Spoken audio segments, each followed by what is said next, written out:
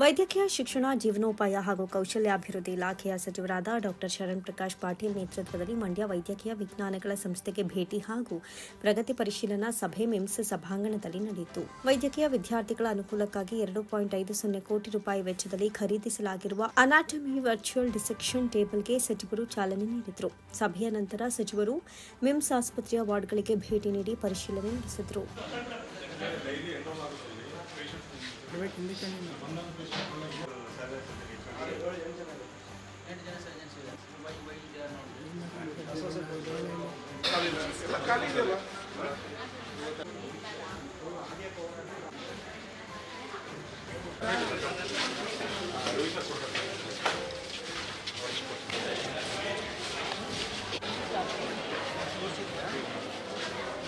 ನಂತರ ಮಾಧ್ಯಮದವರೊಂದಿಗೆ ಮಾತನಾಡಿದ ಅವರು, ಹೊರಗುತ್ತಿಗೆ ಮೇಲೆ ಲ್ಯಾಬ್ ಸೇವೆ ಒದಗಿಸ್ತಾ ಇರುವಂತಹ ಸಂಸ್ಥೆ ಸರಿಯಾಗಿ ಕಾರ್ಯನಿರ್ವಹಿಸ್ತಾ ಇಲ್ಲ, ಹೆಚ್ಚಿನ ದರ ವಿಧಿಸ್ತಾ ಇದ್ದಾರೆ ಅಂತ ದೂರು ಕೇಳಿ ಬರ್ತಾ ಇದ್ದು, ಇದನ್ನು ಪರಿಶೀಲಿಸಿ ತಪ್ಪು ಕಂಡು ಬಂದಲ್ಲಿ ಟೆಂಡರ್ ರದ್ದುಪಡಿಸಿ ಹೊರಗುತ್ತಿಗೆ ಆಧಾರದ ಮೇಲೆ ನೇಮಕ ಮಾಡಿಕೊಳ್ಳುವ ಸಿಬ್ಬಂದಿಗಳ ಖಾತೆಗೆ ಸರಿಯಾಗಿ ಸಂಬಳ, ಪಿಎಫ್ ಜಮೆ ಆಗ್ತಾ ಇರೋ ಬಗ್ಗೆ ಖಾತ್ರಿಪಡಿಸಿಕೊಳ್ಳಿ. ಇದರ ಬಗ್ಗೆ ದೂರುಗಳು ಕೇಳಿ ಬಂದಲ್ಲಿ ಶಿಸ್ತು ಕ್ರಮ ವಹಿಸಲಾಗುತ್ತೆ.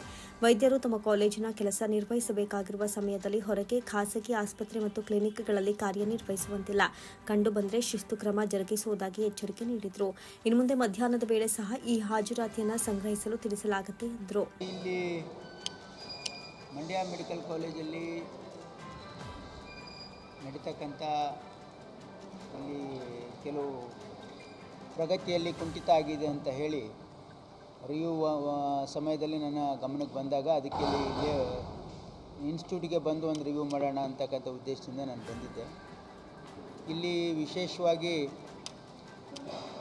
ಇಲ್ಲಿ ಪೇಷಂಟ್ ಇನ್ಪುಟ್ ಜಾಸ್ತಿ ಇದೆ. ನಾವು ಇಲ್ಲಿ ಎಕ್ಸ್ಪ್ಯಾಂಡ್ ಮಾಡೋದಕ್ಕೆ ಇಲ್ಲಿ ಸ್ವಲ್ಪ ಸ್ಥಳದ ಕೊರತೆ ಇರೋದ್ರಿಂದ ಇಲ್ಲಿ ನಾವು ವಿಶೇಷವಾಗಿ ಈಗ ಕ್ಯಾನ್ಸರ್ ಆಸ್ಪತ್ರೆಯನ್ನು ಪ್ರಾರಂಭ ಮಾಡಬೇಕಂತಕ್ಕಂಥದ್ದು ಸರ್ಕಾರದ ಮೊದಲನೇ ಆದ್ಯತೆ ಇದೆ. ಭಾಳ ದಿವಸಗಳಿಂದ ಇದು ಹಿಂದೆ ನಮ್ಮ ಸರ್ಕಾರ ಇದ್ದಾಗಲೇ ಪ್ರಾರಂಭ ಮಾಡಿದ್ವಿ, ನಾನೇ ಸಚಿವನಾಗಿದ್ದಾಗಲೂ ಕೂಡ. ಆದರೆ ಕಳೆದ 4-5 ವರ್ಷದಲ್ಲಿ ಹಿಂದಿನ ಸರ್ಕಾರದಲ್ಲಿ ಅದಕ್ಕೆ ಜಾಸ್ತಿ ಪ್ರಗತಿ ಸಿಗಲಿಲ್ಲ. ಹಾಗಾಗಿ ಈಗ ನಾನು ಬಂದ ಮೇಲೆ ಇದನ್ನು ಸಪ್ರೇಟಾಗಿ ರಿವ್ಯೂ ಮಾಡಿ ಆ ಕ್ಯಾನ್ಸರ್ ಆಸ್ಪತ್ರೆಗೆ ಶೀಘ್ರದಲ್ಲೇ ನಾವು ಅದನ್ನು ಕಾರ್ಯಗತಗೊಳಿಸಬೇಕು ಅಂತ ಹೇಳಿ ಅಲ್ಲಿ ಎಲ್ಲೆಲ್ಲಿ ಅದು ಸ್ಟಾಪ್ ಆಗಿತ್ತು, ಅದು ಟೆಂಡರ್ ಪ್ರಕ್ರಿಯೆ ಆಗಿರ್ಬೋದು, ಅದೆಲ್ಲವನ್ನು ಈಗ ಮತ್ತೆ ಪುನರ್ ಪ್ರಾರಂಭ ಮಾಡಿದ್ದೀವಿ. ಅದಕ್ಕೊಂದು ಟೈಮ್ ಫ್ರೇಮ್ನು ಫಿಕ್ಸ್ ಮಾಡಿದ್ದೀನಿ ನಾನು. ಇಷ್ಟು ದಿವಸದಲ್ಲಿ 3 ತಿಂಗಳಲ್ಲಿ ಅದನ್ನು ಪ್ರಾರಂಭಿಸಲಿಕ್ಕೆ ನಾವು ಒಂದು ಪ್ರಯತ್ನ ಮಾಡ್ತಾ ಇದ್ದೀವಿ. ಸಭೆಯಲ್ಲಿ ಶಾಸಕ ಪಿ ರವಿಕುಮಾರ್ ಗೌಡ, ಶ್ರೀರಂಗಪಟ್ಟಣ ವಿಧಾನಸಭಾ ಕ್ಷೇತ್ರದ ಶಾಸಕ ಹಾಗೂ ಶ್ರೀ ಚಾಮುಂಡೇಶ್ವರಿ ವಿದ್ಯುತ್ ಸರಬರಾಜು ನಿಗಮದ ಅಧ್ಯಕ್ಷರಾದ ಎಬಿ ರಮೇಶ್ ಬಾಬು ಬಂಡಿಸಿದ್ದೇಗೌಡ, ವಿಧಾನ ಪರಿಷತ್ ಶಾಸಕರಾದ ಮಧು ಜಿ ಮಾದೇಗೌಡ, ದಿನೇಶ್ ಗೂಳಿಗೌಡ, ಜಿಲ್ಲಾಧಿಕಾರಿ ಡಾಕ್ಟರ್ ಕುಮಾರ, ವೈದ್ಯಕೀಯ ಶಿಕ್ಷಣ ಇಲಾಖೆಯ ನಿರ್ದೇಶಕಿ ಡಾಕ್ಟರ್ ಸುಜಾತ ಸೇರಿದಂತೆ ಇನ್ನಿತರೆ ಅಧಿಕಾರಿಗಳು ಉಪಸ್ಥಿತರಿದ್ದರು. ಮಂಡ್ಯ ಜಿಲ್ಲಾ ಜೈ ಭಗೀರಥ ಉಪ್ಪಾರರ ಕ್ಷೇಮಾಭಿವೃದ್ಧಿ ಸಂಘದ ಆಶ್ರಯದಲ್ಲಿ ಶ್ರೀ ಭಗೀರಥ ಜಯಂತ್ಯುತ್ಸವ, ವಿದ್ಯಾರ್ಥಿಗಳಿಗೆ ಪ್ರತಿಭಾ ಪುರಸ್ಕಾರ ಹಾಗೂ ಸಾಧಕರು ಮತ್ತು ಸ್ತ್ರೀ ಶಕ್ತಿ ಸಂಘಗಳಿಗೆ ಸನ್ಮಾನ ಸಮಾರಂಭ ಮಂಡ್ಯ ನಗರದ ಗಾಂಧಿ ಭವನದಲ್ಲಿ ಯಶಸ್ವಿಯಾಗಿ ನೆರವೇರಿತು. ಶಾಸಕ ರವಿಕುಮಾರ್ ಗಣಿಗ ಅವರು ಜ್ಯೋತಿ ಬೆಳಗಿಸಿ ನಂತರ ಭಗೀರಥರ ಭಾವಚಿತ್ರಕ್ಕೆ ಪುಷ್ಪಾರ್ಚನೆ ಮಾಡುವ ಮೂಲಕ ಕಾರ್ಯಕ್ರಮಕ್ಕೆ ಚಾಲನೆ ನೀಡಿದರು.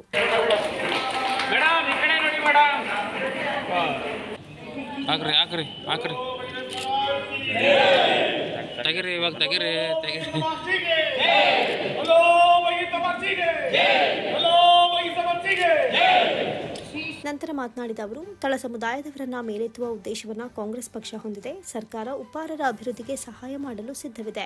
ಮಂಡ್ಯದಲ್ಲಿ ಉಪ್ಪಾರರ ಸಮುದಾಯ ಭವನವನ್ನು ನಿರ್ಮಿಸಬೇಕೆನ್ನುವುದು ಉಪ್ಪಾರ ಸಮುದಾಯದ ಮುಖಂಡರ ಆಶಯವಾಗಿದೆ. ಈ ನಿಟ್ಟಿನಲ್ಲಿ ಜಾಗವನ್ನು ಗುರುತಿಸಿ ಸರ್ಕಾರದ ಅನುದಾನದಿಂದ ಭವನವನ್ನು ನಿರ್ಮಿಸಿಕೊಡಲಾಗುವುದು ಅಂತ ಭರವಸೆ ನೀಡಿದರು.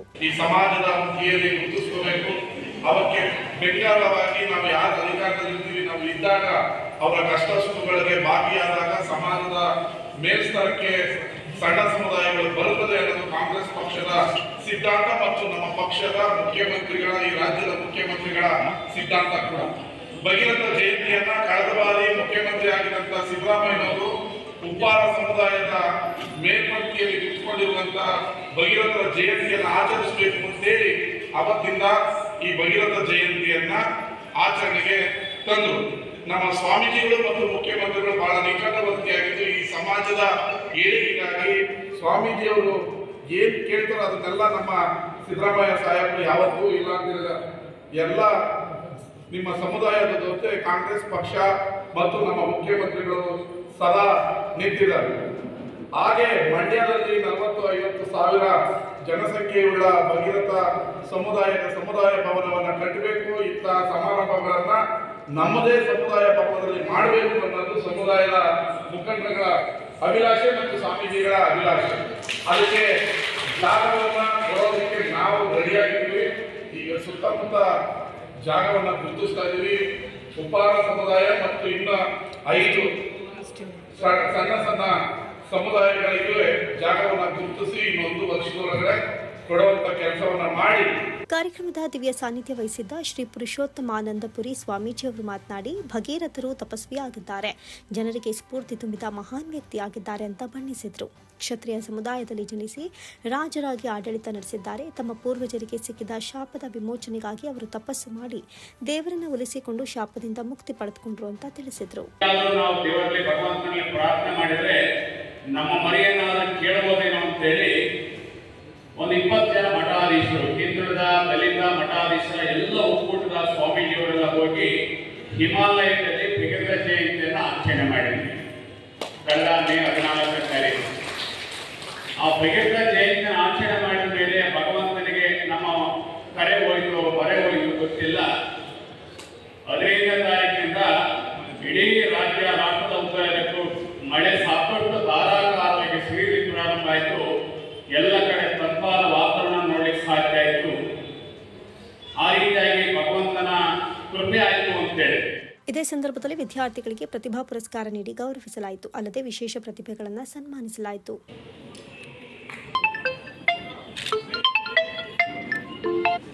ಘಟೋತ್ಸವದ ಹಿನ್ನೆಲೆಯಲ್ಲಿ ವಿಶೇಷವಾಗಿ ಎಲ್ಲ ಕ್ಷೇತ್ರದಲ್ಲೂ ಸಾಧನೆಯನ್ನು ಮಾಡಿರುವಂತಹ ಅವರನ್ನ ಕಾರ್ಯಕ್ರಮದಲ್ಲಿ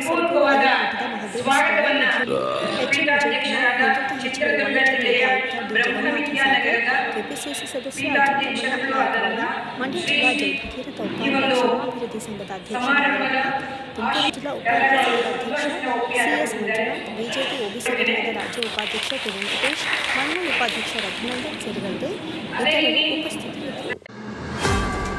ಮಂಡ್ಯ ಜಿಲ್ಲಾ ಸಂಸದರು ಕೇಂದ್ರ ಸರ್ಕಾರದ ಉಕ್ಕು ಮತ್ತು ಬೃಹತ್ ಕೈಗಾರಿಕಾ ಸಚಿವರಾದ ಶ್ರೀಯುತ ಎಚ್.ಡಿ. ಕುಮಾರಸ್ವಾಮಿ ಅವರ ನೇತೃತ್ವದಲ್ಲಿ ಸಾರ್ವಜನಿಕರ ಅಹವಾಲು ಮತ್ತು ಸಮಸ್ಯೆಗಳನ್ನು ಆಲಿಸಲು ಜನತಾ ದರ್ಶನ ಕಾರ್ಯಕ್ರಮ ಹಮ್ಮಿಕೊಂಡಿರುವ ಹಿನ್ನೆಲೆಯಲ್ಲಿ ಡಾ ಬಿ.ಆರ್. ಅಂಬೇಡ್ಕರ್ ಭವನಕ್ಕೆ ಮಾಜಿ ಸಚಿವ ಸಿಎಸ್ ಪುಟ್ಟರಾಜು ಭೇಟಿ ನೀಡಿ ಪರಿಶೀಲನೆ ನಡೆಸಿದರು. ಜಿಲ್ಲೆಯ ಜನರ ಸಮಸ್ಯೆಗಳನ್ನು ಆಲಿಸುವ ಕೇಂದ್ರ ಉಕ್ಕು ಮತ್ತು ಬೃಹತ್ ಕೈಗಾರಿಕಾ ಸಚಿವ ಎಚ್.ಡಿ. ಕುಮಾರಸ್ವಾಮಿ ಅವರ ಮೊದಲ ಜನತಾ ದರ್ಶನ ಕಾರ್ಯಕ್ರಮ ಮಂಡ್ಯ ನಗರದ ಡಾ ಬಿ.ಆರ್. ಅಂಬೇಡ್ಕರ್ ಭವನದಲ್ಲಿ ನಾಳೆ ನಡೆಯಲಿದ್ದು, ಇದರ ಹಿನ್ನೆಲೆಯಲ್ಲಿ ಸ್ಥಳದ ಸಿದ್ಧತೆ ಬಗ್ಗೆ ಮಾಜಿ ಸಚಿವ ಸಿಎಸ್ ಪುಟ್ಟರಾಜು ಪರಿಶೀಲನೆ ನಡೆಸಿದರು.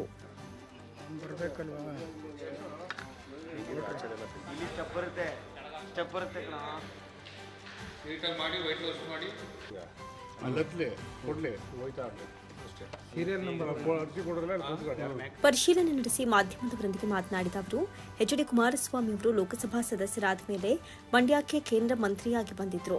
ನಾಳೆ ಬೆಳಿಗ್ಗೆ ಜನತಾ ದರ್ಶನ ಕಾರ್ಯಕ್ರಮ ಇದೆ, ಸಂಜೆವರೆಗೂ ಕಾರ್ಯಕ್ರಮ ಇರುತ್ತೆ. ಕುಮಾರಣ್ಣ ಅವರು ಜನಸಾಮಾನ್ಯರ ಜೊತೆ ಇದ್ದು ಸಮಸ್ಯೆಯನ್ನ ಆಲಿಸಲಿದ್ದಾರೆ. ಕುಮಾರಣ್ಣ ಅವರಿಗೆ ಜಿಲ್ಲೆಯ ಜನ ಆಶೀರ್ವಾದ ಮಾಡಿದ್ದಾರೆ. ಜನರ ನಿರೀಕ್ಷೆಯನ್ನ ಕುಮಾರಣ್ಣ ಈಡೇರಿಸುವ ಕೆಲಸ ಮಾಡ್ತಾರೆ. ದೇಶದ ಕೆಲಸದ ಜೊತೆಗೆ ಮಂಡ್ಯದ ಜನರ ಋಣ ತೀರಿಸುವ ಕೆಲಸ ಮಾಡ್ತಾರೆ. 100ಕ್ಕೆ 100ರಷ್ಟು ಸಹಕಾರಗೊಳಿಸುತ್ತಾರೆ ಎಂದರು. ಲೋಕಸಭಾ ಸದಸ್ಯರಾಗಿ ಆಯ್ಕೆಯಾದ ಮೇಲೆ ಸಾಂಕೇತಿಕವಾಗಿ ಕೇಂದ್ರ ಮಂತ್ರಿಗಳಾಗಿ ಪ್ರಮಾಣವಚನ ಸ್ವೀಕಾರ ಬಂದೋಗಿದ್ದರು. ಇವತ್ತು ನಾಳೆ 10 ಗಂಟೆಗೆ ಸರಿಯಾಗಿ ಬಾಬಾ ಸಾಹೇಬ್ ಅಂಬೇಡ್ಕರ್ ಅವರ ಈ ಭವನದಲ್ಲಿ ಅವರ ಜನಸ್ಪಂದನ ಕಾರ್ಯಕ್ರಮವನ್ನು ಅಧಿಕಾರಿಗಳ ಜೊತೆಗೂಡಿ ಪ್ರಾರಂಭ ಮಾಡ್ತಾರೆ. ಸಂಜೆ 4-5 ಗಂಟೆ ತನಕ ಜನಸಾಮಾನ್ಯರ ಮಧ್ಯೆನೇ ಇದ್ದು ಅವರ ಅಹವಾಲುಗಳನ್ನು ಸ್ವೀಕರಿಸಿ ಸಂಬಂಧಪಟ್ಟವರ ಗಮನ ಸೆಳೀತಕ್ಕಂಥ ಕೆಲಸವನ್ನು ಮಾಡಿಸ್ತಾರೆ. ಜಿಲ್ಲೆಯ ಜನ ಏನು ತುಂಬ ಹೃದಯದ ಆಶೀರ್ವಾದವನ್ನು ಮಾಡಿದ್ದಾರೋ ಕುಮಾರಣ್ಣವ್ರ ಬಗ್ಗೆ ಭಾಳ ಅಪೇಕ್ಷೆಗಳನ್ನು ಇಟ್ಕೊಂಡು ಆ ಜನರ ಅಪೇಕ್ಷೆಗಳನ್ನು ಈಡೇರಿಸುವಂಥ ಕಾರ್ಯಕ್ರಮಗಳನ್ನು ಬಹುತೇಕ ಅರ್ಧ ಈ ದೇಶದ ಅಭಿವೃದ್ಧಿ ಬಗ್ಗೆ ಚಿಂತೆ ಮಾಡ್ತಾಯಿದ್ರೆ ಇನ್ನರ್ಧ ಸಮಯವನ್ನು ನನ್ನ ಮಂಡ್ಯ ಲೋಕಸಭಾ ಕ್ಷೇತ್ರದ ಜನದ ಋಣ ತೀರಿಸಬೇಕು ಅನ್ನೋ ನಿಟ್ಟಿನಲ್ಲಿ ಶ್ರಮಿಸ್ತಾ ಇದ್ದಾರೆ. ಹಲವಾರು ಬಾರಿ ನಾವು ದೆಹಲಿಗೆ ಹೋದಂಥ ಸಂದರ್ಭದಲ್ಲಿ ಅವರ ಕಾರ್ಯಗತವನ್ನು ನೋಡ್ತಾ ಇದ್ದೀವಿ. 100ಕ್ಕೆ 100 ಭಾಗ ಸಾಕಾರಗೊಳಿಸ್ತಾರೆ. ಬೇಬಿ ಬೆಟ್ಟದಲ್ಲಿ ಟ್ರಯಲ್ ಬ್ಲಾಸ್ಟ್ಗೆ ವಿರೋಧ ವಿಚಾರಕ್ಕೆ ಮಾಧ್ಯಮದವರು ಕೇಳಿದ ಪ್ರಶ್ನೆಗೆ ಪ್ರತಿಕ್ರಿಯಿಸಿದ ಅವರು, ನಮ್ಮೆಲ್ಲರ ಬೆನ್ನೆಲುಬು ಕನ್ನಂಬಾಡಿ ಕಟ್ಟೆ. ಅದರ ಸುರಕ್ಷತೆಗೆ ಜಿಲ್ಲಾಡಳಿತ ಯಾವ ಕ್ರಮ ಕೈಗೊಳ್ಳುತ್ತೋ ಅದರ ಪರ ನಾವು ಇರ್ತೇವೆ. ಅದರ ಬಗ್ಗೆ ವಿಶ್ಲೇಷಣೆ ಮಾಡಲ್ಲ.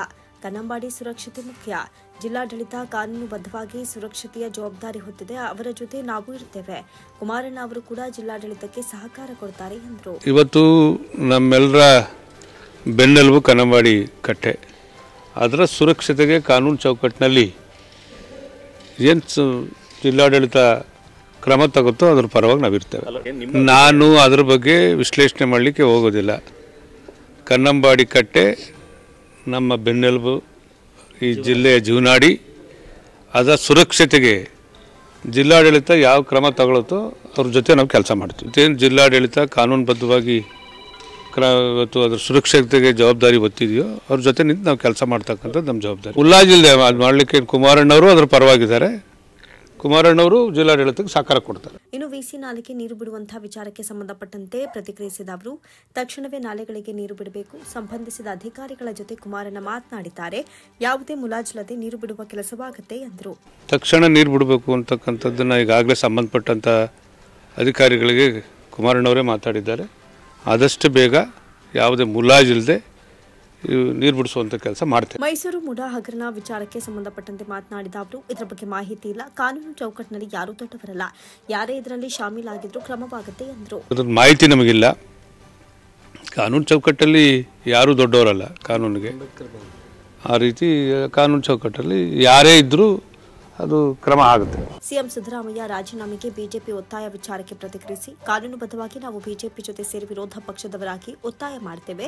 ಈಗಾಗಲೇ ಮಾಹಿತಿ ತೆಗೆದುಕೊಂಡು ಬಿಜೆಪಿ ಜೆಡಿಎಸ್ ಒಟ್ಟಿಗೆ ಸೇರಿ ಹೋರಾಟ ಮಾಡ್ತೇವೆ ಎಂದರು. ಹೌದು, ಈಗ ಕಾನೂನುಬದ್ಧವಾಗಿ ಆಗದೇ ಇದ್ದಂಥ ಕಾರ್ಯಕ್ರಮಗಳ ಬಗ್ಗೆ ವಿರೋಧ ಪಕ್ಷವಾಗಿ ನಡ್ಕೊಳ್ತಕ್ಕಂಥ ಜವಾಬ್ದಾರಿ ನಾವು ಅವ್ರ ಜೊತೆ ಸೇರಿ ಕೆಲಸ ಮಾಡ್ತೀವಿ. ಈಗ ನಾವು ಮೊದಲೇ ಹೇಳಿದಾಗೆ ಈಗಾಗಲೇ ನಾವು ಮಾಹಿತಿ ತೆಗೆದುಕೊಂಡು ಮುಂದಿನ ದಿನಗಳಲ್ಲಿ ಇವತ್ತು ನಾವು ಅಲಯನ್ಸ್ ಪಕ್ಷ ಬಿಜೆಪಿ ಆದ ಕಾರಣ ಜೊತೆ ಸೇರಿ ಹೋರಾಟ ಮಾಡುವಂಥದ್ದನ್ನು ಮಾಡ್ತೇವೆ. ಈ ಸಂದರ್ಭದಲ್ಲಿ ಜೆಡಿಎಸ್ ಜಿಲ್ಲಾಧ್ಯಕ್ಷ ಡಿ ರಮೇಶ್, ಮಾಜಿ ಶಾಸಕ ಶ್ರೀಕಂಠೇಗೌಡ ಮತ್ತು ಜೆಡಿಎಸ್ ಕಾರ್ಯಕರ್ತರು ಹಾಜರಿದ್ದರು.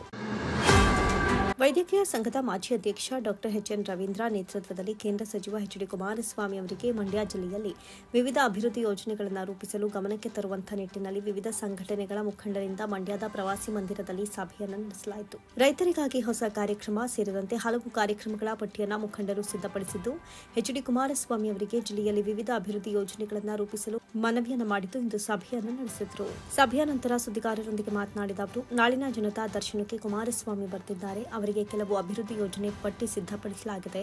ಕೃಷಿ ಆಧಾರಿತ ಕೈಗಾರಿಕೆ ತರುವ ಬಗ್ಗೆ, ಉದ್ಯೋಗ ಸೃಷ್ಟಿ ಬಗ್ಗೆ ಇತ್ತೀಚೆಗೆ ಟಾಂಗ್ ಕೊಡುವ ರಾಜಕಾರಣ ನಡೀತಾ ಇದೆ. ಅಧಿಕಾರದ ರಾಜಕಾರಣವನ್ನು ಮಾಡಿಕೊಂಡು ಅಭಿವೃದ್ಧಿ ಕುಂಠಿತವಾಗ್ಬಿಟ್ಟಿದೆ. ನಾಲೆ ಕಾಮಗಾರಿ ಹೆಸರಲ್ಲಿ ನೀರು ಬಿಟ್ಟಿಲ್ಲ. ಕರೆಂಟ್ ಹೆಚ್ಚುವರಿಯಾಗಿ 4 ಗಂಟೆ ಕೊಡಬೇಕು. ಇದನ್ನ ಬಿಟ್ಟು ಏರ್ಪೋರ್ಟ್ ಬಗ್ಗೆ ಚರ್ಚೆ ಮಾಡ್ತಾರೆ. ಕುಮಾರಸ್ವಾಮಿ ಗಮನಕ್ಕೆ ಕಾರ್ಯಕ್ರಮ ತರ್ತೇವೆ. ಜಿಲ್ಲೆಯ ಜನರಿಗೆ ಉದ್ಯೋಗ ಸೃಷ್ಟಿ ಮಾಡಬೇಕು. ಭಾರಿ ಕೈಗಾರಿಕೆ, ಇಎಸ್ಐ ಆಸ್ಪತ್ರೆ ತರಬೇಕು, ಫ್ಯಾಕ್ಟರಿ ತರಬೇಕು. ವಿಶೇಷ ಕಾಳಜಿ ಕುಮಾರಣ್ಣಾಗಿದೆ. ವಿಶೇಷವಾಗಿ ಅಭಿವೃದ್ಧಿ ಮಾಡ್ತಾರೆ. ಜಿಲ್ಲೆಯ ಮೇಲಿನ ಪ್ರೀತಿ ಇದೆ. ಜಿಲ್ಲೆಗೆ ದೊಡ್ಡ ಕೊಡುಗೆಯನ್ನ ನೀಡ್ತಾರೆ ಅನ್ನುವಂತಹ ವಿಶ್ವಾಸವೂ ಇದೆ ಎಂದರು.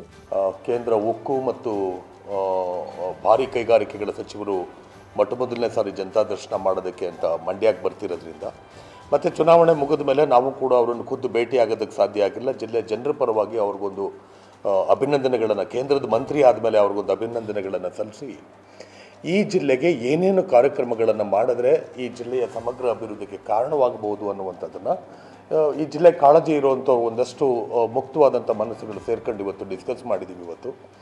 ಸೊ ಆ ಪ್ರಕಾರ ಯಾವ ಯೋಜನೆಗಳನ್ನು ತರಬಹುದು ಅಂತನ್ನುವಂಥದ್ದನ್ನು ನಮ್ಮ ಯಾರು ಜೆ ಟಿ ವೀರಪ್ಪ ಸರ್ ಇರ್ಬೋದು, ನಮ್ಮ ನಾಗಣ್ಣ ಇರ್ಬೋದು, ನಾಗೇಗೌಡ ಕಿಲಾರ ಶಿವಲಿಂಗಯ್ಯ ಇರ್ಬೋದು, ಇವರೆಲ್ಲರೂ ಕೂಡ ಬಹಳ ವಿಶೇಷವಾದ ಸಲಹೆಗಳನ್ನು ಕೊಟ್ಟಿದ್ದಾರೆ. ಅದರಲ್ಲೂ ವಿಶೇಷವಾಗಿ ಅಗ್ರಿಕಲ್ಚರ್ ಬೇಸ್ಡ್ ಇಂಡಸ್ಟ್ರೀಸನ್ನು, ಹೆವಿ ಇಂಡಸ್ಟ್ರೀಸನ್ನು ಈ ಜಿಲ್ಲೆಗೆ ಎಲ್ಲಿಗೆ ತರ್ಬೋದು, ಅಂದರೆ ಕೃಷಿ ಆಧಾರಿತವಾದಂತಹ ಕೈಗಾರಿಕೆಗಳನ್ನು ಯಾವ್ಯಾವುದನ್ನು ತರ್ಬೋದು, ಕ್ಲಸ್ಟರ್ ಝೋನ್ ಆಗಿ ಹೇಗೆ ನಾವು ಇದನ್ನು ಬೆಳೆಸೋದಕ್ಕೆ ಸಾಧ್ಯ ಇದೆ, ಕೇಂದ್ರ ಸರ್ಕಾರದ ವ್ಯಾಪ್ತಿನಲ್ಲಿ ಬರುವಂತಹ ಜಿಲ್ಲಾ ಪಂಚಾಯತ್ ಸ್ಕೀಮ್ನ ಕೆಳಗಡೆ ನಾವು ಹೇಗೆ ಉದ್ಯೋಗನ ಸೃಷ್ಟಿ ಮಾಡಬಹುದು, ಮತ್ತು ಬೆಲ್ಲ ಮತ್ತು ಎಳನೀರನ್ನು ಉಪಯೋಗಿಸ್ಕೊಂಡು ಅದಕ್ಕೆ ರಿಲೇಟೆಡ್ ಆದಂಥ ಇಂಡಸ್ಟ್ರೀಸ್ ಯಾವುದನ್ನು ನಾವಿಲ್ಲಿ ತರ್ಬೋದು, ಯಾವ ರೈಲ್ವೆ ಯೋಜನೆ ಇಲ್ಲಿ ತುಮಕೂರಿಗೆ ಕನೆಕ್ಟ್ ಮಾಡಿದ್ರೆ ಈ ಮಂಡ್ಯ ಜಿಲ್ಲೆಯ ಬೆಳವಣಿಗೆಗೆ ಕಾರಣ ಆಗುತ್ತೆ, ಪೋರ್ಟಿಂದ ಡೈರೆಕ್ಟಾಗಿ ಬರೋದಕ್ಕೆ ಇನ್ಲ್ಯಾಂಡ್ ಸಿಟಿ ಅಂತ ಹೇಳಿ ಮಾಡೋದಕ್ಕೆ ಏನು ಅವಕಾಶಗಳಿದ್ದಾವೆ ಅನ್ನುವಂಥದ್ದನ್ನು ನಮ್ಮ ನಾಗೇಗೌಡರು ಭಾಳ ವಿವರವಾಗಿ ಹೇಳಿದ್ರು. ಮತ್ತು ಬಹುತೇಕ ನಾವು ಅದಕ್ಕೆ ರಿಲೇಟೆಡ್ ಆದಂಥದ್ದು ನಾಳೆ ಒಂದು ಮೆಮೊರಾಂಡಮನ್ನು ಕೊಟ್ಟು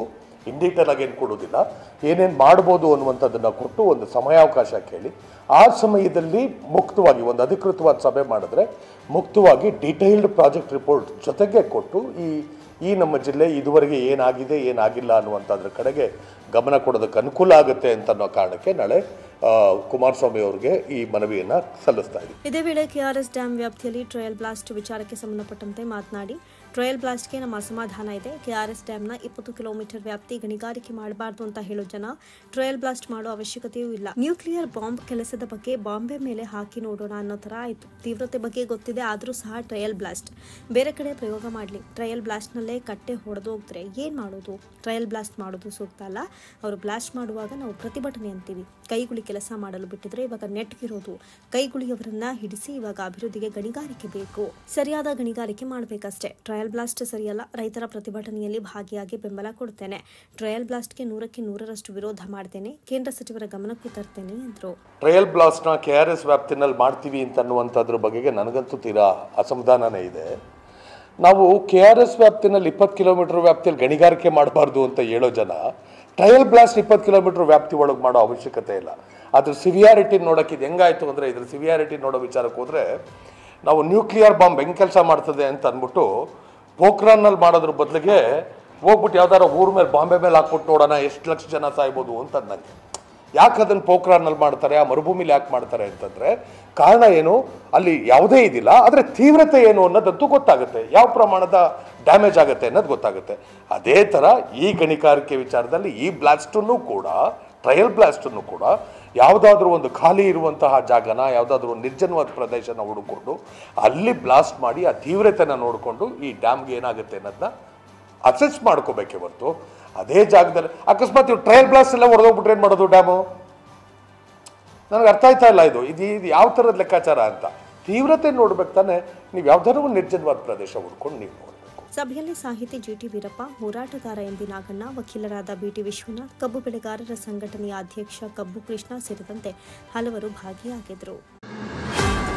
ದೇವಮ್ಮ ಪುಟ್ಟಚ್ಚಿ ಸಿದ್ದೇಗೌಡ ಹಾಗೂ doctor V T Sushila Jairam trust ವತಿಯಿಂದ ಶತಾಯುಷಿ ಸಾಹಿತಿ ದಿವಂಗತ ಸೀತಾಸುತ ಮತ್ತು ವಿಟಿ ಸುಶೀಲಾ ಜೈರಾಮ್ ಪ್ರಶಸ್ತಿ ಪ್ರದಾನ ಸಮಾರಂಭವನ್ನು ಜುಲೈ 7ರಂದು ಬೆಳಗ್ಗೆ 10:30ಕ್ಕೆ ಮಂಡ್ಯದ ಚಂದ್ರದರ್ಶನ ಕಲ್ಯಾಣ ಮಂಟಪದಲ್ಲಿ ಆಯೋಜಿಸಲಾಗಿದೆ ಅಂತ ದೇವಮ್ಮ ಪುಟ್ಟಚ್ಚಿ ಸಿದ್ದೇಗೌಡ ಹಾಗೂ doctor V T Sushila Jairam trust ಕಾರ್ಯದರ್ಶಿ ಡಾಕ್ಟರ್ ಜೈರಾಮ್ ತಿಳಿಸಿದರು. ಪತ್ರಿಕಾಗೋಷ್ಠಿಯಲ್ಲಿ ಮಾತನಾಡಿದ ಅವರು, ದೇಶ ಸೇವೆಗೆ ವೀರಯೋಧ ಜನಾರ್ದನ್ ಅವರಿಗೆ ಮರಣೋತ್ತರ ಪ್ರಶಸ್ತಿ ಹಾಗೂ ಸಾಹಿತ್ಯ ಸೇವೆಗಾಗಿ ಹಾಸನದ ಹೇಮಗಂಗೋತ್ರಿ ವಿಶ್ವವಿದ್ಯಾಲಯದ ರಿಜಿಸ್ಟ್ರಾರ್ ಡಾಕ್ಟರ್ ಪುಟ್ಟಸ್ವಾಮಿ ಹಾಗೂ ವಿಟಿ ಸುಶೀಲಾ ಜೈರಾಮ್ ವೈದ್ಯಕೀಯ ಪ್ರಶಸ್ತಿಗೆ ನೆಲಮಂಗಲ ಮೆಡಿಕಲ್ ಹಾಸ್ಪಿಟಲ್ನ ಆಡಳಿತ ಅಧಿಕಾರಿ ಡಾಕ್ಟರ್ ಕೃಷ್ಣಮೂರ್ತಿ ಅವರನ್ನ ಆಯ್ಕೆ ಮಾಡಲಾಗಿದ್ದು, ಅಂದು ನಡೆಯುವ ಸಮಾರಂಭದಲ್ಲಿ ಪ್ರಶಸ್ತಿಯನ್ನ ಪ್ರದಾನ ಮಾಡಲಾಗುವುದು ಎಂದರು. ಜೊತೆಗೆ 3 ಮಂದಿ ಯೋಧರಿಗೆ ವಿಶೇಷ ಗೌರವ ಸಮರ್ಪಣೆ ಮಾಡಲಾಗುವುದು. ಅಂದು ನಡೆಯುವ ಕಾರ್ಯಕ್ರಮದ ಅಧ್ಯಕ್ಷತೆಯನ್ನ ಮೈಸೂರು ವಿಶ್ವವಿದ್ಯಾಲಯದ ಉಪಕುಲಪತಿ ಡಾಕ್ಟರ್ ಎನ್ಕೆ ಲೋಕನಾಥ್ ವಹಿಸಲಿದ್ದು, ಸೀತಾಸುತ ಅವರನ್ನ ಕುರಿತು ಟ್ರಸ್ಟ್ನ ಅಧ್ಯಕ್ಷ ಕೆಎಸ್ ದೊರೆಸ್ವಾಮಿ ಮಾತನಾಡಲಿದ್ದಾರೆ. ಕಾರ್ಯಕ್ರಮದ ನಂತರ ವಿದುಷಿ ಬಿಂದುರಾವ್ ಅವರಿಂದ ಭರತನಾಟ್ಯ ಕಾರ್ಯಕ್ರಮ ನಡೆಯಲಿದ್ದು, ಸಾರ್ವಜನಿಕರು ಭಾಗವಹಿಸುವಂತೆ ಮನವಿ ಮಾಡಿದರು. ಈ 25ನೇ ವರ್ಷದಲ್ಲಿ ನಾವು ಮಾಡ್ತಾ ಇರ್ತಕ್ಕಂಥದ್ದು, ಪ್ರತಿ ವರ್ಷ ಒಳ್ಳೊಳ್ಳೆಯವರೊಬ್ಬರು ಅಧ್ಯಕ್ಷಗಿರಿ ಕರೀತಾ ಇದ್ವಿ. ಈ ಸಲ ಅದೇ ಥರ ಮೈಸೂರು ಯೂನಿವರ್ಸಿಟಿ ವೈಸ್ ಚಾನ್ಸಲರ್ ಆದ ಲೋಕನಾಥ್ ಅವರನ್ನು ಅಧ್ಯಕ್ಷಗಿರಿಗೆ ಒಪ್ಪಿಸಿದ್ದೀವಿ. ಒಪ್ಕೊಂಡಿದ್ದಾರೆ, ಬರ್ತಾವ್ರೆ.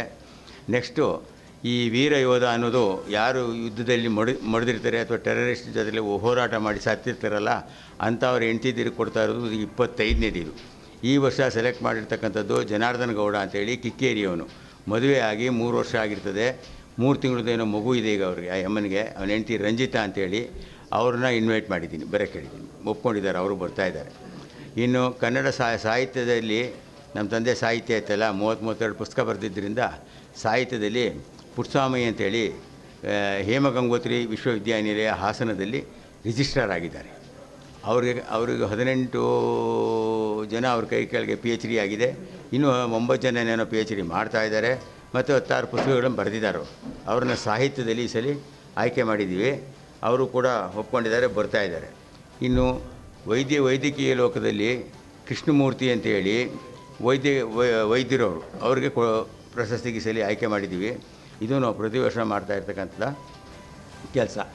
ಇದರಲ್ಲಿ ಈ ಸಲ ಸಪ್ರೇಟಾಗಿ ಹೋದ ವರ್ಷವೂ ಕೊಟ್ಟಿದ್ದು 5 ಜನ ಯೋಧರಿಗೆ, ಅವರು ಕಾರ್ಗಿಲ್ ಯುದ್ಧದಲ್ಲಿ ಫೇಸ್ ಮಾಡಿ ಬದುಕು ಬಂದವರು, ಅವರು ಎಲ್ಲ ವಯಸ್ಸಾದವರು. ಈ ಸರಿ 3 ಜನಕ್ಕೆ ಅಂತ ಸೆಲೆಕ್ಟ್ ಮಾಡಿದ್ದು, ಅದರಲ್ಲಿ ಒಬ್ಬರಿಗೆ ಪೂರ್ಣ ಹುಷಾರಿಲ್ಲ, ಅವರು 90 ಭಾಗ ಬರಲ್ಲ. ಅದರಿಂದ ಇಬ್ಬರಿಗೆ ಮಾತ್ರ ಯೋಧರಿಗೆ ಸುಮ್ಮನೆ ಗೌರವಾರ್ಪಣೆ ಮಾಡ್ತಾಯಿದ್ದೀವಿ. ಸುದ್ದಿಗೋಷ್ಠಿಯಲ್ಲಿ ಟ್ರಸ್ಟ್ನ ಅಧ್ಯಕ್ಷರಾದ ದೊರೆಸ್ವಾಮಿ, ಖಜಾಂಚಿ ಶ್ರೀಕಂಠಸ್ವಾಮಿ ಉಪಸ್ಥಿತರಿದ್ದರು.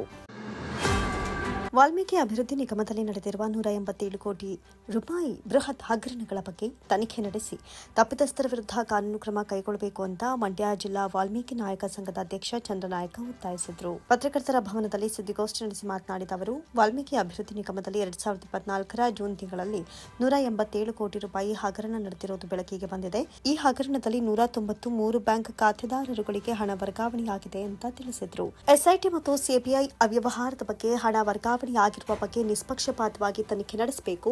ತಪ್ಪಿತಸ್ಥರ ವಿರುದ್ಧ ಸೂಕ್ತ ಕ್ರಮ ಕೈಗೊಳ್ಳಬೇಕು. ತಪ್ಪಿತಸ್ಥರಿಂದ ಬಡ್ಡಿ ಸಮೇತ ಹಣ ವಸೂಲಾತಿ ಮಾಡಬೇಕು ಅಂತ ಆಗ್ರಹಿಸಿದರು. ತಕ್ಷಣವೇ ಭ್ರಷ್ಟರನ್ನ ಬಂಧಿಸಬೇಕು, ಅವರ ವಿರುದ್ಧ ಕಠಿಣ ಕ್ರಮ ಕೈಗೊಳ್ಳಬೇಕು, ಇಲ್ಲದಿದ್ದಲ್ಲಿ ಉಗ್ರ ಹೋರಾಟ ನಡೆಸಬೇಕಾಗುತ್ತೆ ಅಂತ ಎಚ್ಚರಿಸಿದರು. ವಾಲ್ಮೀಕಿ ಅಭಿವೃದ್ಧಿ ನಿಗಮದಲ್ಲಿ 187 ಕೋಟಿ ಏನು ಹಗರಣ ಆಗಿದೆಯೋ ಅದು ಬೆಳಕಿಗೆ ಬಂದಿದ್ದು ಗೊತ್ತಾಯಿತು. ಈ ಗೊತ್ತಾದಂಥ ಸಂದರ್ಭದಲ್ಲಿ 193 ಜನರ ಖಾತೆಗೆ ಹಣವನ್ನು ವರ್ಗಾವಣೆ ಮಾಡವ್ರೆ ಅನ್ನೋದು ಸಹ ತಮಗೆಲ್ಲರಿಗೂ ಗೊತ್ತಿದೆ, ನಮಗೂ ಗೊತ್ತಾದಂಥ ವಿಚಾರ. ಈ ವಿಚಾರದ ಬಗ್ಗೆ ಈ ಸರ್ಕಾರ ಈ ಒಂದು CIT ಅವರು ಆಮೇಲೆ CBIನವ್ರಿಗೆ ನೇಮಿಸಿರುತ್ತಾರೆ. ಅವರು ನಿಷ್ಪಕ್ಷಪಾತವಾಗಿ ಮತ್ತು ಕೂಲಂಕುಷವಾಗಿ ಎಂಕ್ವೈರಿ ಮಾಡಿ ಈ ತಪ್ಪಿತಸ್ಥರ ವಿರುದ್ಧ ನಿರ್ದಾಕ್ಷಿಣ್ಯ ಕ್ರಮ ಕೈಗೊಳ್ಳಬೇಕು ಮತ್ತು ಆ ಒಂದು ಏನು ಹಣ ವರ್ಗಾವಣೆ ಆಗಿದೆಯೋ ಆ ಹಣವನ್ನು ವಾಪಸ್ಸು ನಿಗಮಕ್ಕೆ ಕಟ್ಟಿಸೋ ನಿಟ್ಟಿನಲ್ಲಿ ಅವರು ಕಾರ್ಯಪ್ರವೃತ್ತರಾಗಬೇಕು ಅಂತ ಹೇಳಿ ಈ ಮೂಲಕ ತಮ್ಮಲ್ಲಿ ಅಹವಾಲನ್ನು ಕೊಡ್ತಾ ಇದ್ದೀವಿ. ವಾಲ್ಮೀಕಿ ನಿಗಮದಲ್ಲಿ ಏನು ಅವ್ಯವಹಾರ ಆಗಿದೆಯೋ ಈ ರೀತಿಯ ಅವ್ಯವಹಾರಗಳು ಬೇರೆ ಎಲ್ಲೂ ಆಗಬಾರ್ದು, ಬೇರೆ ಯಾವುದೇ ನಿಗಮದಲ್ಲೂ ಆಗಬಾರ್ದು ಅನ್ನೋದು ನಮ್ಮ ಒಂದು ಅಭಿಪ್ರಾಯ. ಇದಕ್ಕೆ ಸರ್ಕಾರ ಕಟ್ಟುನಿಟ್ಟಿನ ಕ್ರಮ ತಗೊಳ್ಬೇಕು. ಈ ಥರ ಯಾವುದೇ ಲೂಸಾಗಿ ಈ ಥರ ಆಗ್ತಕ್ಕಂಥ ಅವ್ಯವಹಾರವನ್ನು ತಡೆಯೋ ನಿಟ್ಟಿನಲ್ಲಿ ಸರ್ಕಾರ ಕಾರ್ಯೋನ್ಮುಖವಾಗಬೇಕು ಅಂತ ಸರ್ಕಾರವನ್ನು ಸಹ ಎಚ್ಚರಿಸ್ತೀವಿ. ಜೊತೆಗೆ ಈ ಒಂದು ನಮ್ಮ ವಾಲ್ಮೀಕಿ ಅಭಿವೃದ್ಧಿ ನಿಗಮದಲ್ಲಿ ಹಣ ದುರುಪಯೋಗ ಆಗಿದ್ದರೂ ಸಹ ಈ ವರ್ಷ ಏನು ಸಾಲ ಮಕ್ಕಳಿಗಾಗ್ಬೋದು, ಆಮೇಲೆ ಅದು ಈ ಒಂದು ಪರಿಶಿಷ್ಟ ಪಂಗಡದ ಎಲ್ಲ ಸಮುದಾಯದವರಿಗೆ ಅನುಕೂಲ ಆಗುವಂಥ ಏನೇನು ಸವಲತ್ತು ಕೊಡ್ತಿದ್ರು ಅದನ್ನು ಚಾಚು ತಪ್ಪದೆ ಪಾಲಿಸ್ಕೊಂಡು ಹೋಗಬೇಕು ಈ ಸಾಲಿನಲ್ಲೂ ಅಂತ ತಾವು ಸರ್ಕಾರವನ್ನು ನಿವೇದನೆ ಮಾಡ್ಕೊತೀವಿ. ಹಾಗೂ ಈ ಸರ್ಕಾರ ಇವೇನಾದರೂ ವಾಲ್ಮೀಕಿ ಅಭಿವೃದ್ಧಿ ನಿಗಮದಲ್ಲಿ ಆಗಿರ್ತಕ್ಕಂಥ ಅವ್ಯವಹಾರದ ಬಗ್ಗೆ ಏನಾದರೂ ಅವರು ಸರಿಯಾದ ನಿಲುವನ್ನು ತಗೊಂಡು ನಿರ್ದಾಕ್ಷಿಣ್ಯವಾಗಿ ವಸೂಲು ಮಾಡದೆ ಹೋದರೆ ಮುಂದೆ ನಾವು ಮಂಡ್ಯ ಜಿಲ್ಲಾ ವಾಲ್ಮೀಕಿ ನಾಯಕ ಸಂಘದ ವತಿಯಿಂದ ಮತ್ತು ಪರಿಶಿಷ್ಟ ಪಂಗಡದ ಎಲ್ಲ ಸಮುದಾಯದವರು ಸೇರಿ ಉಗ್ರ ಹೋರಾಟವನ್ನು ಮಾಡ್ತೀವಿ ಅಂತೇಳಿ ಈ ಮೂಲಕ ತಮ್ಮಲ್ಲಿ ಅಹವಾಲನ್ನು ಕೊಡ್ತಾ ಇದ್ದೀವಿ. ಸುದ್ದಿಗೋಷ್ಠಿಯಲ್ಲಿ ಪುಟ್ಟಸ್ವಾಮಿ, ಅರಕೇಶ, ಪಾಪಯ್ಯ ಸೇರಿದಂತೆ ಇತರರು ಹಾಜರಿದ್ದರು. ಡಾಕ್ಟರ್ BR ಅಂಬೇಡ್ಕರ್ ವಾರಿಯರ್ಸ್ ಸಂಘಟನೆ ವತಿಯಿಂದ 2023-24ನೇ ಸಾಲಿನಲ್ಲಿ ಯಶಸ್ವಿ ಪರೀಕ್ಷೆಯಲ್ಲಿ ಅತ್ಯುನ್ನತ ಶ್ರೇಣಿಯಲ್ಲಿ ತೇರ್ಗಡೆಯಾಗಿರುವ ಮಂಡ್ಯ ಜಿಲ್ಲೆಯ SC, ST, OBC ಮತ್ತು ವಿಕಲಚೇತನರ ವಿದ್ಯಾರ್ಥಿಗಳಿಗೆ ಪ್ರತಿಭಾ ಪುರಸ್ಕಾರ ಸಮಾರಂಭವನ್ನು ಮಂಡ್ಯ ನಗರದ PES ಕಾಲೇಜು ಆವರಣದಲ್ಲಿರುವ ವಿವೇಕ ರಂಗಮಂದಿರದಲ್ಲಿ ಜುಲೈ 7ರಂದು ಬೆಳಗ್ಗೆ 11 ಗಂಟೆಗೆ ಹಮ್ಮಿಕೊಳ್ಳಲಾಗಿದೆ ಅಂತ ಸಂಘಟನೆಯ ಅಧ್ಯಕ್ಷ HG ಗಂಗರಾಜು ತಿಳಿಸಿದರು. ಪತ್ರಿಕಾಗೋಷ್ಠಿಯಲ್ಲಿ ಮಾತನಾಡಿದ ಅವರು, ಮಂಡ್ಯ ಜಿಲ್ಲೆಯ ವಿವಿಧ ಪ್ರೌಢಶಾಲೆಗಳಲ್ಲಿ ವ್ಯಾಸಂಗ ಮಾಡಿದ 2023-24ನೇ ಸಾಲಿನ SSLC ಪರೀಕ್ಷೆಯಲ್ಲಿ ಸಾಧನೆ ಮಾಡಿರುವ ವಿದ್ಯಾರ್ಥಿಗಳಿಗೆ ಪ್ರತಿಭಾ ಪುರಸ್ಕಾರ ನೀಡಿ ಗೌರವಿಸಲಾಗುವುದು. ಅಂದು ಮೈಸೂರಿನ ವಿಶ್ವ ಮೈತ್ರಿ ಬುದ್ಧ ವಿಹಾರದ ಡಾಕ್ಟರ್ ಕಲ್ಯಾಣದಿಂದ ಭಂತೇಜಿ ಅವರ ದಿವ್ಯ ಸಾನ್ನಿಧ್ಯದಲ್ಲಿ ಕರ್ನಾಟಕ ದಲಿತ ಸಂಘರ್ಷ ಸಮಿತಿ ರಾಜ್ಯ ಸಂಚಾಲಕ ಗುರುಪ್ರಸಾದ್ ಕೆರೆಗೋಡು ಅವರ ಅಧ್ಯಕ್ಷತೆಯಲ್ಲಿ ನಡೆಯಲಿರುವ ಕಾರ್ಯಕ್ರಮವನ್ನು ಶಾಸಕ ರವಿಕುಮಾರ್ ಗೌಡ ಉದ್ಘಾಟಿಸಲಿದ್ದಾರೆ. ಮುಖ್ಯ ಅತಿಥಿಗಳಾಗಿ ಮಂಡ್ಯ ಜಿಲ್ಲಾ ರೈತ ಸಂಘದ ಅಧ್ಯಕ್ಷ AL ಕೆಂಪುಗೌಡ, ಪ್ರಗತಿಪರ ಚಿಂತಕ ಸಂಪತ್ ಕುಮಾರ್, ಮನ್ಮೂಲ್ ನಿರ್ದೇಶಕ BR ರಾಮಚಂದ್ರ, ಅಪರ ಜಿಲ್ಲಾಧಿಕಾರಿ HL ನಾಗರಾಜು,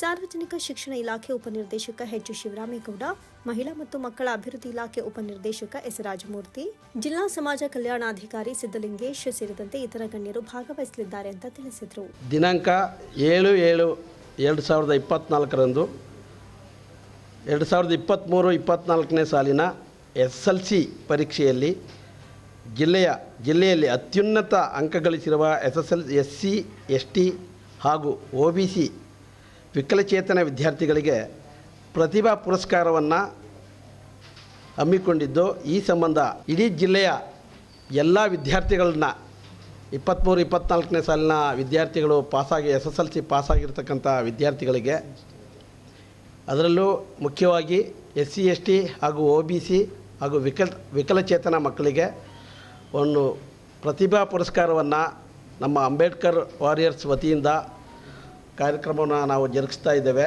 ಅದು ಸ್ಥಳ PS ಕಾಲೇಜ್ ವಿವೇಕ ರಂಗಮಂದಿರದಲ್ಲಿ ನಾವು ಹಮ್ಮಿಕೊಂಡಿದ್ದೇವೆ.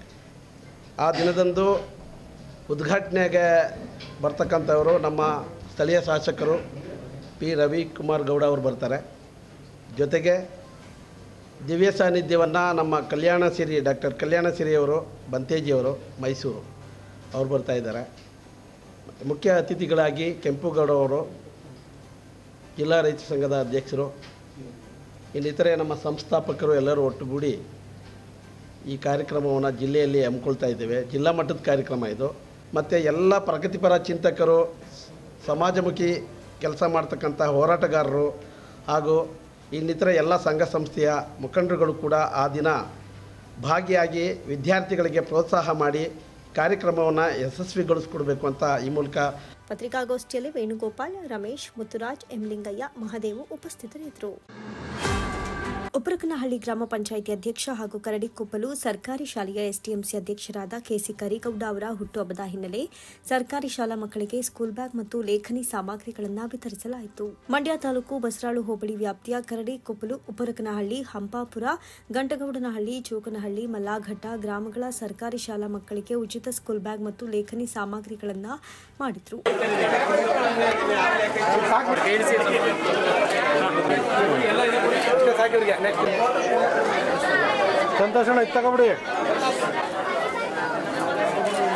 ನಂತರ ಕರಡಿಕೊಪ್ಪಲು ಸರ್ಕಾರಿ ಶಾಲೆಗೆ ಉಚಿತ ವಾಟರ್ ಪ್ಯೂರಿಫೈಯರ್ ವಿತರಿಸಿ ಉದ್ಘಾಟಿಸಿದರು.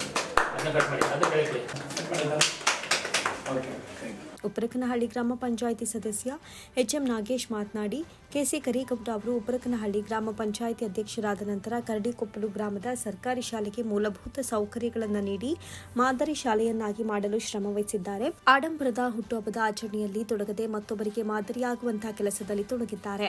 ಇವರಿಗೆ ದೇವರು ಆಯಸ್ಸು ಆರೋಗ್ಯ ಕೊಟ್ಟು ಕಾಪಾಡಲಿ, ಇವರ ರಾಜಕೀಯ ಭವಿಷ್ಯ ಉಜ್ವಲವಾಗಲಿ ಅಂತ ಹಾರೈಸಿದ್ರು. ನಮ್ಮ ಕರಿಗೌಡರು ನಮ್ಮ ಗ್ರಾಮ ಪಂಚಾಯತಿನಲ್ಲಿ ಅಧ್ಯಕ್ಷ ಆದ ನಂತರ ಎಸ್ಪೆಷಲಿ ಕರಡಿಕೊಪ್ಪಲು ಗ್ರಾಮದ ಈ ಶಾಲೆ ಏನಿದೆ ಸರ್ಕಾರಿ ಶಾಲೆ, ಈ ಶಾಲೆಯನ್ನು ಬದಲಾವಣೆ ಮಾಡೋದ್ರಲ್ಲಿ ಅವ್ರದ್ದು ಒಂದು ಮಹತ್ವದ ಒಂದು ಪಾತ್ರ ಇದೆ.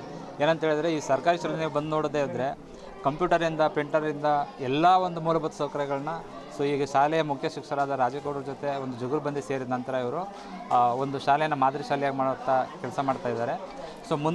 ಮುಂದುವರೆದು ಏನಂತ ಹೇಳಿದ್ರೆ, ಅವರ ಜನ್ಮದಿನ ಪ್ರಯುಕ್ತ ನಮ್ಮ ಗ್ರಾಮ ಪಂಚಾಯತಿ ವ್ಯಾಪ್ತಿ ಏನಿದೆ ಎಲ್ಲ ಸರ್ಕಾರಿ ಶಾಲೆಗಳಲ್ಲಿ ಅವರು ಇವತ್ತು ಉಚಿತ ಬ್ಯಾಗ್ ವಿತರಣೆ ಮಾಡುವಂಥ ಕಾರ್ಯಕ್ರಮನ ಅಂದ್ಕೊಂಡಿದ್ರು.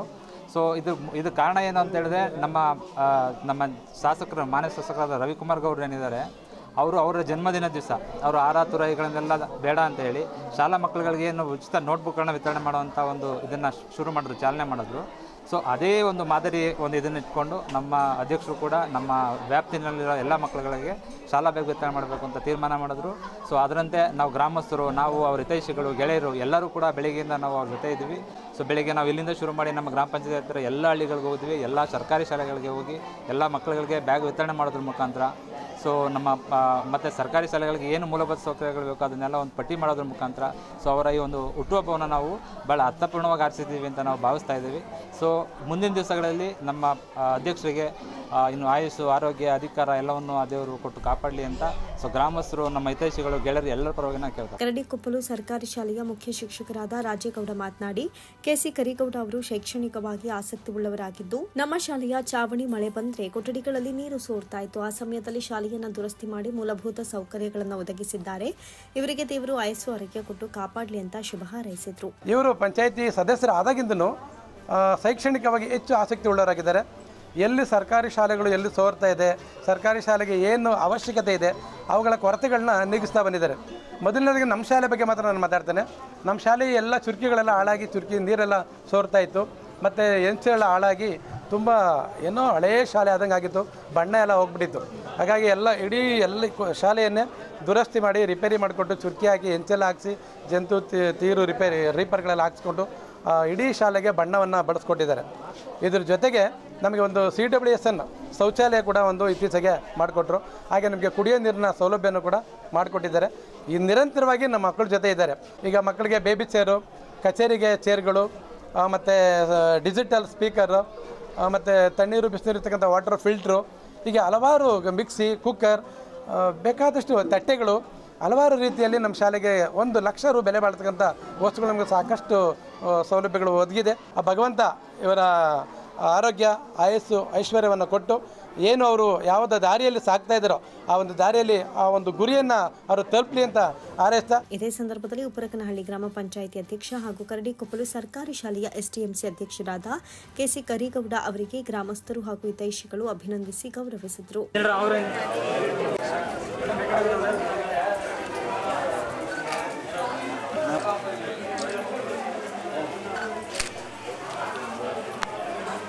ಅಭಿನಂದನೆ ಸ್ವೀಕರಿಸಿ ಮಾತನಾಡಿದ ಕೆಸಿ ಕರಿಗೌಡ, ಸತತ 3 ವರ್ಷಗಳಿಂದ ನನ್ನ ಹುಟ್ಟುಹಬ್ಬದ ದಿನದಂದು ನನ್ನ ಪಂಚಾಯಿತಿ ವ್ಯಾಪ್ತಿಯ ಗ್ರಾಮಗಳ ಸರ್ಕಾರಿ ಶಾಲೆಗಳಿಗೆ ಮತ್ತು ಮಕ್ಕಳಿಗೆ ಉಚಿತ ಸಲಕರಣೆಗಳನ್ನು ನೀಡುತ್ತಾ ಬಂದಿದ್ದೇನೆ. ಶಾಲೆಗೆ ಟಿವಿ, ಕಂಪ್ಯೂಟರ್, ವಾಟರ್ ಪ್ಯೂರಿಫೈಯರ್ ಮತ್ತು ಸರ್ಕಾರಿ ಶಾಲೆಯಲ್ಲಿ ವ್ಯಾಸಂಗ ಮಾಡುವ ಮಕ್ಕಳಿಗೆ ಬ್ಯಾಗ್, ನೋಟ್ಬುಕ್, ಪೆನ್ಗಳನ್ನು ವಿತರಿಸುತ್ತಾ ಬಂದಿದ್ದೇನೆ ಎಂದರು. ನಾವು ಹುಟ್ಟುಹಬ್ಬದ ಪ್ರಯುಕ್ತ ಶಾಲೆಗೆ ಪ್ರತಿ ವರ್ಷವೂ ಅಂದರೆ ಒಂದು 3-4 ವರ್ಷದಿಂದ ಒಂದಲ್ಲ ಒಂದು ಮಕ್ಕಳಿಗೆ ಅನುಕೂಲ ಆಗಬೇಕು ಅಂತ ಒಂದು ಉಡುಗೊರೆ ಕೊಡ್ತಾ ಬಂದಿದ್ದೀವಿ. ಮೊದಲನೇ ವರ್ಷ ನಾವು ಗ್ರಾಮ ಪಂಚಾಯತಿ ಸದಸ್ಯನಾದಮೇಲೆ ಒಂದು ಟಿ ವಿ ಕೊಟ್ಟಿದ್ದೀವಿ ಶಾಲೆಗೆ. 2ನೇ ವರ್ಷ ಶಾಲೆಗೆ ಕಂಪ್ಯೂಟರ್ ಕೊಟ್ಟಿದ್ದೀವಿ. ಇದು ನಮ್ಮದು 3ನೇ ವರ್ಷ ಪಂಚಾಯತಿ ಅಧ್ಯಕ್ಷ ಆಗಿದ್ದೀವಿ.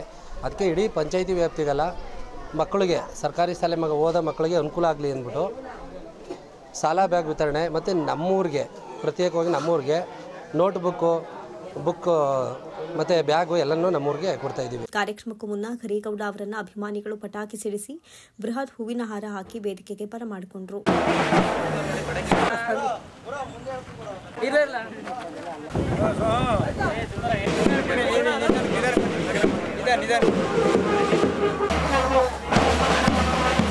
ವೇದಿಕೆಯಲ್ಲಿ ಮಾಜಿ ಎಸ್ಟಿಎಂಸಿ ಅಧ್ಯಕ್ಷ ಹಾಗೂ ಹಾಲಿ ಸದಸ್ಯ ಪುಟ್ಟಸ್ವಾಮಿ, ಸದಸ್ಯರಾದ ಮಮತಾ, ಗ್ರಾಮದ ಮುಖಂಡರಾದ ಹುನ್ನೇಗೌಡ, ಸಿದ್ದರಾಜು, ರೇವಣ್ಣ ಸೇರಿದಂತೆ ಗ್ರಾಮಸ್ಥರು, ಶಾಲೆಯ ಶಿಕ್ಷಕರುಗಳು, ನೂರಾರು ಅಭಿಮಾನಿಗಳು ಹಾಜರಿದ್ದರು. ಮಳವಳ್ಳಿ ತಾಲೂಕಿನ ಹಲಗೂರು ಪೊಲೀಸ್ ಠಾಣೆಯಲ್ಲಿ ಇತ್ತೀಚೆಗೆ ದಾಖಲಾಗಿರುವ ಪರಿಶಿಷ್ಟ ಜಾತಿ ದೌರ್ಜನ್ಯ ಕಾಯ್ದೆಯಡಿ ಪ್ರಕರಣದಲ್ಲಿ ಪೊಲೀಸರು ನಿರ್ಲಕ್ಷ್ಯ ವಹಿಸುತ್ತಿದ್ದಾರೆ. ಹೀಗಾಗಿ ಸೂಕ್ತ ಕ್ರಮ ಕೈಗೊಳ್ಳುವಂತೆ ಆಗ್ರಹಿಸಿ ಸಮತಾ ಸೈನಿಕ ದಳದ ಸದಸ್ಯರು ಸಿಪಿಐ ಬಿಎಸ್ ಶ್ರೀಧರ್ ಅವರಿಗೆ ಮನವಿಯನ್ನ ಸಲ್ಲಿಸಿದರು. ಪಟ್ಟಣದ ಡಿವೈಎಸ್ಪಿ ಕಚೇರಿಗೆ ತೆರಳಿದ್ದ ಸಮತಾ ಸೈನಿಕ ದಳದ ಸದಸ್ಯರು ಪ್ರಕರಣ ದಾಖಲಿಸಿ ಕರ್ತವ್ಯ ಲೋಪ ಎಸಗಿರುವ ಪೊಲೀಸರನ್ನ ಅಮಾನತುಗೊಳಿಸುವಂತೆ ಆಗ್ರಹಿಸಿದರು.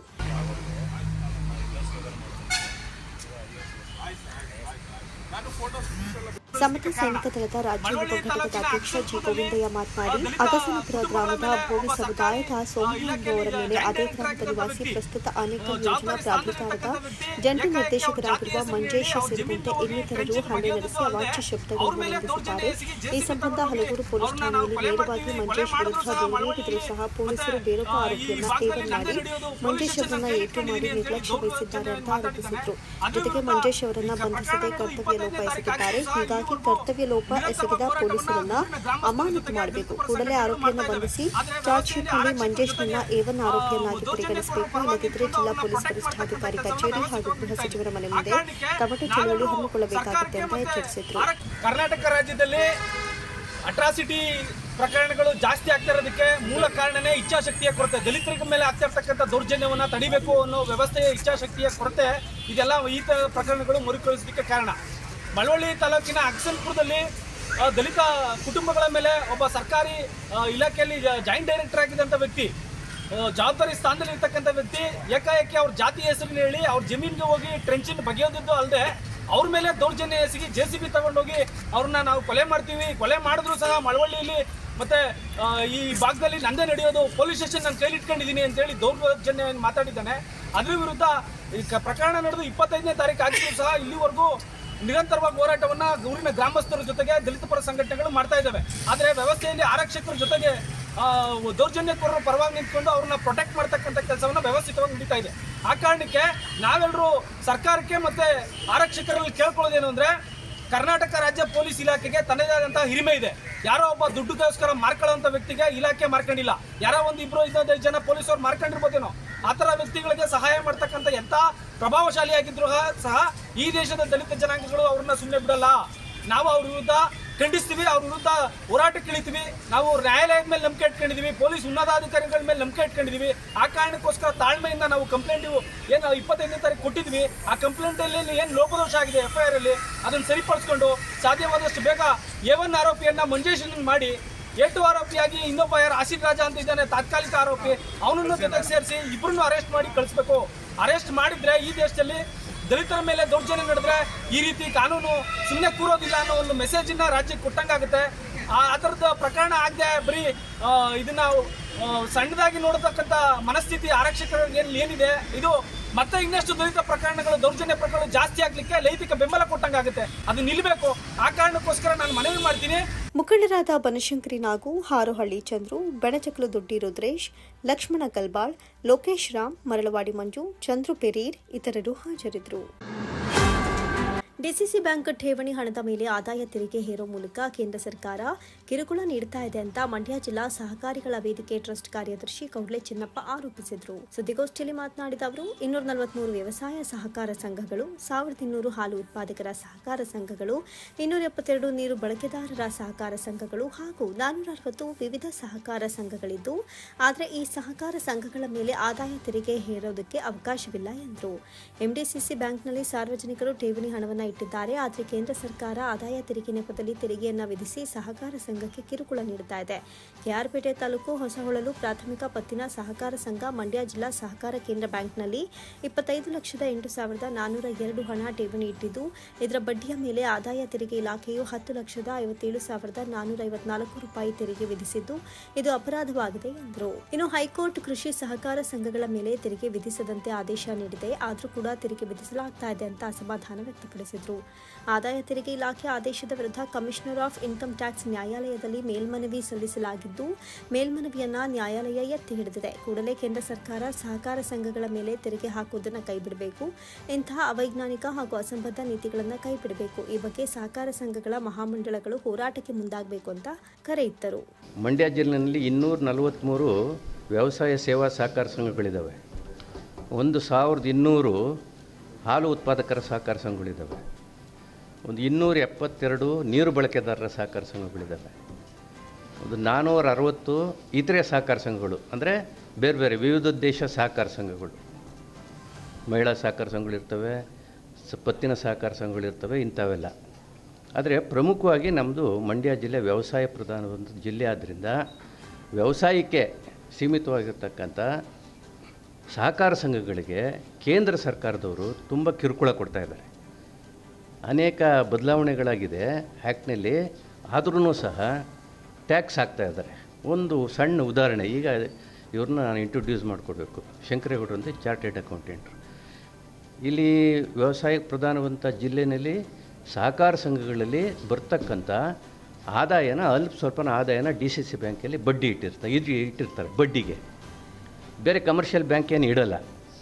ಈ ಕಮರ್ಷಿಯಲ್ ಬ್ಯಾಂಕಲ್ಲಿ ಇಟ್ಟರೆ ಟ್ಯಾಕ್ಸ್ ಹಾಕಲಿ ಅವರು, ಬೇರೆ ಪ್ರಶ್ನೆ. ನಮ್ಮದೇ ಆದಂಥ ಬ್ಯಾಂಕ್ ಅದು, ಯಾವುದು ವ್ಯವಸಾಯ ಸೇವಾ ಸಹಕಾರಗಳ ಸಂಘಗಳ ಬ್ಯಾಂಕ್ ಅದು. ಅದಕ್ಕೆ ಒಕ್ಕೂಟನೂ ಇದೆ. ಆ ಒಕ್ಕೂಟದವ್ರು ಏನೂ ಮಾಡೋದಿಲ್ಲ. ಈಗಂತ ಅವ್ರು ಇಂಥವ್ರನ್ನ ಆಶ್ರಯಿಸಬೇಕಾಗ್ತದೆ. ಮೊನ್ನೆ ಹೊಸಹೊಳಲು ಸೊಸೈಟಿಗೆ 10 ಲಕ್ಷ ರೂಪಾಯಿ ಶುಲ್ಕ ವಿಧಿಸಿದ್ದಾರೆ ಇನ್ಕಮ್ ಟ್ಯಾಕ್ಸ್ನವರು, ತೆರಿಗೆ ಇನ್ಕಮ್ ಟ್ಯಾಕ್ಸ್ನವರು. ಅದನ್ನು ನಮ್ಮ ಫೆಡರೇಷನ್ನವ್ರು ಯಾರು ಏನು ಕೆಲಸ ಮಾಡಲಿಲ್ಲ. ಅನಿವಾರ್ಯವಾಗಿ ಅವರು ಹೊಸಹೊಳಲು ಸೊಸೈಟಿಯವರು ನಮ್ಮ ಶಂಕರೇಗೌಡರನ್ನ ಭೇಟಿ ಮಾಡಿ ಮನವಿ ಕೊಟ್ಟಿದ್ದಾರೆ. ಇವರು ಒಂದು ಅಪೀಲ್ ಹಾಕಿ 10 ಲಕ್ಷ ರೂಪಾಯಿ ವಜಾ ಮಾಡಿಸಿದ್ದಾರೆ. ಒಂದು ಸಣ್ಣ ಸೊಸೈಟಿಗೆ 10 ಲಕ್ಷ ರೂಪಾಯಿ ದೊಡ್ಡ ಅಮೌಂಟು. ಅದು ಯಾತ್ರಿಂದ ಬರ್ತದೆ? ರೈತರಿಂದ ಬರ್ತಕ್ಕಂಥದ್ದು. ಇದನ್ನು ಬೇರೆ ಬಿಸ್ನೆಸ್ ಮಾಡಿರೋದಲ್ಲ. ಇದು ಹೊಸಹೊಳಲು ಸೊಸೈಟಿ ಆಗಲಿ ಅಥವಾ 242 ಅದರೇ ಸಹಕಾರ ಸಂಘಗಳಾಗಲಿ ಬೇರೆ ಯಾವ ವ್ಯವಹಾರನೂ ಮಾಡಿಲ್ಲ. ಮಾಡಿರ್ತಕ್ಕಂಥ ಗೊಬ್ಬರ ಮಾರಾಟ ಮಾಡಿದ್ದಾರೆ, ಸಾಲ ಕೊಟ್ಟಿದ್ದಾರೆ. ಆ ಸಾಲದ ಸ್ವಲ್ಪ ಬಡ್ಡಿ 3% ಇದ್ದದ್ದು ಈಗ ಫ್ರೀಯಾಗಿ ಕೊಡ್ತಾ ಇದ್ದಾರೆ ಸಾಲ. ಆದರೆ ಒಂದು ಸೇವಾ ಶುಲ್ಕ ಅಂತೇಳಿ ಇದು ಸಹಕಾರ ಸಂಘಗಳು ಯಾವಿದು ಸೇವೆಗೆ ಇರ್ತಕ್ಕಂಥ ಸಹಕಾರ ಸಂಘಗಳು. ಅದು ಕರ್ನಾಟಕ ಸೊಸೈಟೀಸ್ ರಿಜಿಸ್ಟ್ರೇಷನ್ ಆ್ಯಕ್ಟ್ ಪ್ರಕಾರ ನೋಂದಾವಣೆಯಾಗಿರ್ತಕ್ಕಂಥ DCC ಬ್ಯಾಂಕು ಮತ್ತು ಸಹಕಾರ ಸಂಘಗಳು. ಇದನ್ನು ಕಮರ್ಷಿಯಲ್ ಬ್ಯಾಂಕ್ ಅಂತ ಅವ್ರು ಕನ್ವರ್ಟ್ ಮಾಡಿದ್ರೆ ರೈತರಿಗೆ ತುಂಬ ತೊಂದರೆ ಆಗ್ತದೆ. ಈಗ 10 ಲಕ್ಷ ರೂಪಾಯಿ ಒಂದು ಸಣ್ಣ ಸೊಸೈಟಿಗೆ ಆದಾಯ ಮಾಡಿಕೊಟ್ಟಿದ್ದಾರೆ ಅಂದರೆ ನಮ್ಮ ಶಂಕರೇಗೌಡರು ಅಭಿನಂದನಾರ್ಹರು. ಅದಕ್ಕೆ ನಾನು ನಮ್ಮ ಅಧ್ಯಕ್ಷರಿಗೆ ಹೇಳಿದೆ, ಒಂದು ಪ್ರೆಸ್ ಮೀಟ್ ಮಾಡಿ ಒಂದು ಪ್ರೆಸ್ ನೋಟ್ ಕೊಡೋಣ ಇವರಿಗೆ ಅಂತೇಳಿ. ಅದಕ್ಕೆ ನಿಮ್ಗೆ ಯಾವ್ದಾದ್ರು ಬೇಕಾದರೆ ನಾನು ಆ್ಯಕ್ಟು ಕೊಟ್ಟಿದ್ದಾರೆ. ಆ್ಯಕ್ಟಲ್ಲಿ ಏನು ಹೇಳಿದ್ದಾರೆ ಅಂದರೆ ಸ್ಪಷ್ಟವಾಗಿ ಇದು ಸೇವಾ ಸಹಕಾರ ಸಂಸ್ಥೆ, ಇದು ಸೇವಾ ಸಂಸ್ಥೆಗೆ ಆದಾಯ ತೆರಿಗೆ ಹಾಕೋದು ಅಪರಾಧ. ಸುದ್ದಿಗೋಷ್ಠಿಯಲ್ಲಿ ಮಂಡ್ಯ ಜಿಲ್ಲಾ ಸಹಕಾರಿಗಳ ವೇದಿಕೆ ಟ್ರಸ್ಟ್ ಅಧ್ಯಕ್ಷ ಎಚ್ ಸಿದ್ದಯ್ಯ, ಶಂಕರೇಗೌಡ, ವಕೀಲ ದೊರೆಸ್ವಾಮಿ ಉಪಸ್ಥಿತರಿದ್ದರು.